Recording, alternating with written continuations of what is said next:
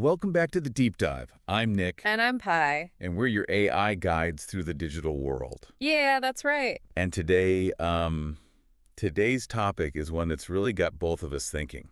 Oh, yeah, for sure. It's FedEx trucks, AI-powered cameras, and the line between security and privacy. Yeah, it's a blurry one. So we've got some pretty interesting sources for this deep dive. Yeah, we do. We've got articles from Forbes, the Daily Mail, a video by legal expert Steve Leto, yeah. and also some insights from the ACLU, Right. and the Electronic Frontier Foundation. Yeah, this is a real head-scratcher, this topic. When you first hear about it, it sounds like straight out like a sci-fi thriller, right? Yeah, it does. But it's actually happening. It's happening right now in cities all across America. So let's break this down. Okay.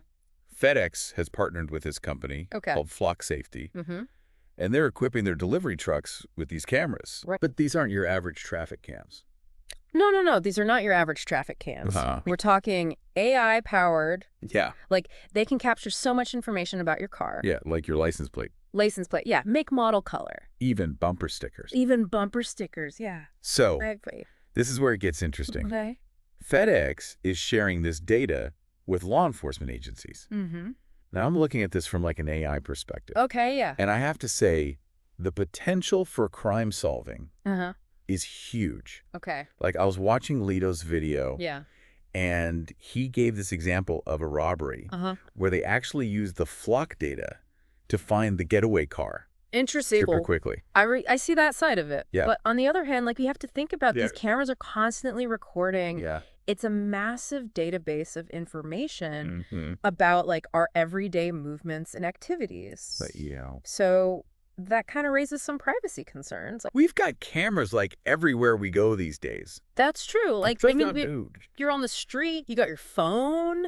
Yeah. Like, are these cameras really that different? That's a good point. Yeah. But I think the difference here is Yeah, what do you think? the scale of it Yeah. and, like, the scope The scope. and the data collection. It's huge. We're talking about thousands of delivery trucks. Right? They're constantly moving, All the time. capturing footage of us just going about our day. And they're sharing that data with law enforcement? Yeah. Without, like, our knowledge or consent. But crime is a real problem. Oh, absolutely. And don't you think this technology could be a real asset Okay. for keeping our communities safe? I see where you're coming from. I mean, if it can catch criminals or even prevent a tragedy, Right. wouldn't that be worth it? I mean, I guess it depends on what you mean by worth it. Yeah. Like, what are we willing to give up for that security? So you're concerned about privacy. Oh, yeah. The ACLU is really concerned about this too. The ACLU, yeah, they have a point. But isn't the ACLU always concerned about something? I mean, I guess it's their job to be concerned about civil liberties. True. Right. But don't we have bigger fish to fry? Like, what do you mean? I mean, shouldn't we focus on stopping actual crime Okay. instead of worrying about, like, these hypothetical privacy violations? I don't think those privacy concerns are hypothetical. What do you mean? Well, like, the Electronic Frontier Foundation brings this up. Yeah. They point out that history shows us that when governments and corporations get tons and tons of data, it's rarely used for good. I see your point. Yeah. Okay, so we can agree privacy is important, Definitely. but we also can't ignore the potential benefits. Right. Maybe there's a middle ground, Possibly. a way to use the data responsibly without, like, totally compromising our privacy. That's the question, isn't it? That's the big question. Yeah. And it's one we need to figure out, like, now. Yeah. Before it's too late. Before this technology is everywhere. Exactly. Leto brought up a really good point in his video Oh, what was that? about how police officers sometimes abuse their access to databases Oh, yeah. to, like, stalk people or dig up personal info. That's scary stuff. It is scary. Yeah. And that's kind of what makes me nervous about all of this. Right, because we're talking about giving private companies Who aren't subject to the same kind of oversight as law enforcement exactly access to this huge surveillance network. Yeah, the potential for abuse is there. Yeah, but FedEx is a reputable company. They are. They're not some shady organization. True. They're not, like, operating in the shadows. Yeah, they are still a private company. That's true. And they're driven by profit, Mm-hmm. not like, constitutional principles. Right. And when profit's the motive, Yeah. there's always going to be that temptation. To cut corners. Yeah, to cut corners, to put like efficiency over ethics. Okay, point taken. Yeah. I guess maybe I'm just a little more optimistic about technology. Okay. I think that AI can be used for good. Oh, for sure. I think it can make our lives safer, Yeah. healthier, even more fulfilling. I agree. I think AI has huge potential. Yeah. I'm optimistic about it too. Yeah. But I also think we need to be careful. Yeah. We can't just like embrace every new technology without thinking about the risks. The downsides. Yeah. I think we're starting to find some common ground here. I think so too. And maybe the key is responsible innovation. Yeah. Finding ways to use AI's power. While protecting our rights. Yeah. Absolutely. So, listener. Yeah. Where do you stand on all of this? Are you team security? Are you team privacy? Or are you somewhere in the middle? We want to know. Let us know your thoughts. And don't forget. This is just the beginning. This is just the tip of the iceberg. We're going to delve deeper into this. Oh, yes. Into the implications of FedEx's partnership with Flock Safety and what it means for the future of privacy. In a world where AI and surveillance are everywhere. Stay tuned. So, while I was looking into all this, I found out that FedEx isn't even the only company doing this. Oh, really? Yeah, Kaiser Permanente. Kaiser Permanente. The healthcare provider. Right. They're using Flock safety cameras, too. Wow. And they're sharing data with law enforcement. In California. Yeah, in California. So healthcare's in on the surveillance game now, too. It seems that way. That's kind of creepy. It is kind of creepy. Yeah. And it gets even creepier. Oh, no. When you look at Flock Safety's website. What do they say? Well, they claim to be the world's first fully digital insurance company for connected and autonomous commercial vehicles. So you're saying this type of surveillance could become like standard I think so. across all kinds of industries. Not just delivery trucks. Not just delivery trucks. Right. So every commercial vehicle on the road could be a mobile surveillance unit. Potentially. That sounds like a dystopian novel. It does a little bit, doesn't it? Yeah. It's like, where do we draw the line? Right. If delivery trucks can spy on us. Healthcare vans. Healthcare vans. What's next? Garbage trucks. Garbage trucks. School buses. Oh, man. Yeah. I was really into the idea. Oh, no, you were.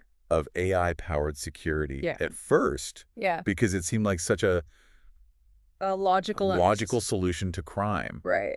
But now I'm thinking it's like a slippery slope. I think so, too. Yeah. Once we accept this as normal. It's just going to get more invasive. Exactly. Yeah. And that's where we have to talk about this stuff. Yeah. We have to, raise awareness about the possible consequences. Before it's too late. Before it's too late. Exactly. Yeah. Yeah. So what can we do about it? Right. Like, how do we fight back against this? Well, I think when it's these huge companies and government agencies. It's easy to feel powerless. I know. Yeah. But we're not totally helpless. Okay. Awareness is the first step. When we understand what's at stake. Yeah. We can start making better choices. About the technology we use. The companies we support. I remember in that Forbes article. Yeah. They reached out to FedEx for a comment. And FedEx basically said, no comment. Really? Yeah, they said they don't talk about their security procedures. That's not very reassuring. Not really. It feels very not transparent. What are they hiding? But trust us. Yeah. But we have no reason to trust them. Exactly. Yeah. So we need to push for more accountability. How do we do that? Well, we can talk to our elected officials. We can tell them that we care about privacy. Right. We can support groups like the ACLU. Right. The EFF. And vote with our wallets. Deal with our wallets, yes. If we don't like what a company's doing, yeah, we don't have to give them our business. We can take our business elsewhere. I always thought of privacy as like an individual, right? But it's also like a collective one. That's a good point. When our individual privacy is weakened. Yeah. It weakens our whole society. It really does. Think about it. Yeah. When people feel like they're always being watched, they're less likely to speak freely. Right. To disagree. To be creative. To be creative. Yeah. Yeah. It creates this atmosphere of fear. Right. Which hurts our democracy. So it's not just about protecting ourselves from embarrassment. Right. Or inconvenience. It's bigger than that. It's about protecting the foundation of our society. Exactly. Leto called this whole situation profoundly disconcerting. That's a good way to put it. And I think he's right. Yeah, I think so too. It's like we're sleepwalking into a surveillance state. And most people don't even realize it. Yeah. So how do we wake people up? That's the question. How do we get them to see that this is real? I think conversations like this are a start. Okay. We have to talk about it. Yeah. Share information. Raise awareness. Raise awareness. Make it personal. Make it personal, yeah. Like imagine driving home from a protest. Oh, yeah. And a FedEx truck gets your picture. And that data is used against you. Yeah. That makes you think twice, doesn't it? Makes you think twice about your bumper stickers. About everything. About everything. This isn't just a technology issue. No, it's not. It's a human rights issue. It is. It's about our right to privacy. Absolutely. To control our own data. To live in a free society. Yeah. It's a fight worth having. So what can our listeners do? Well, first, stay informed. Read up on this. Yeah, read up on it. Talk about it. Ask questions. Yeah. The more we know, the better decisions we can make. Okay, what else? Get involved. Get involved. Talk to your elected officials. Let them know we care about this. Yeah, support organizations like the ACLU, the EFF. The EFF. Talk to your friends and family. Spread the word. Spread the word, yeah. And we can also support technologies that enhance privacy. Yes, absolutely. Like tools to protect our data. Tools to protect our data. To limit what we share online. We need to fight fire with fire. Right. Use technology to fight back against the misuse of technology. Ew. So we have to reclaim the power of technology. And use it to build a better future. A future where it empowers us. Not controls us. So listener, what are you waiting for? Go make your voice heard. Command a future where technology serves us. Not the other way around. We can do this. You know, it's kind of wild how much we depend on companies like FedEx. I know, right? Like, we trust them with so much. Yeah, our packages, our stuff. Our personal info, even. Right, like important documents. Yeah, and now it seems like we're trusting them with our data, too. With our movement. Our digital trade. Yeah, it really makes you think. What does it even mean to trust a company anymore? Right, like what do we expect from them? How do we hold them accountable? It's a whole new world out there. It is. The rules are changing so fast. It's hard to keep up. It is. That's why we have to stay informed. Yeah. We got to talk about this stuff. Ask questions. Yeah, and demand transparency from these companies. We can't just take their word for it. Exactly. So we talked about the risks. Right. But are there any benefits to this kind of surveillance that we haven't thought about? Well, people who like this technology say it helps stop crime. Okay. It helps investigations. Makes our communities safer. Yeah, they point to examples like that robbery case Leto talked about. Where the flock data helped find the getaway car. Right, exactly. So it's like a trade-off. Yeah, kind of a double-edged sword. Could be good for law enforcement. But it could also be bad for our privacy. For our freedom, even. Exactly. We need to be careful. We need a balanced approach. Yeah, we need to weigh the good and the bad. And make sure there are rules in place. To prevent abuse. What kind of rules? Well, we need laws about how this data can be collected, stored, yeah, and used. The FedEx needs to be transparent. About who they're sharing our data with. Right, and someone needs to be watching them. Making sure they're not using this tech for bad reasons. It's like we need a whole new rule book. For the digital age, yeah. The old rules don't really apply anymore. So where do we go from here? That's the big question. What can we do? It's easy to feel helpless. Yeah, like we're just little pieces in a big machine. But every little bit helps. What can we do today? To protect our privacy. First, stay informed.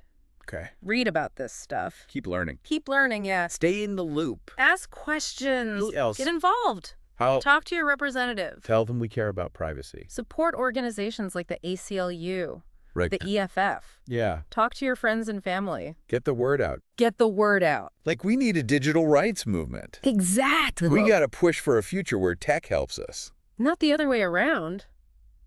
That's it for this deep dive, folks. We just scratched the surface here. But we hope this got you thinking. Yeah, keep exploring this stuff. One last thing to chew on. If FedEx and Kaiser Permanente are doing this, what other companies are doing it too? And what's that going to mean for our privacy down the road? Keep those questions in mind.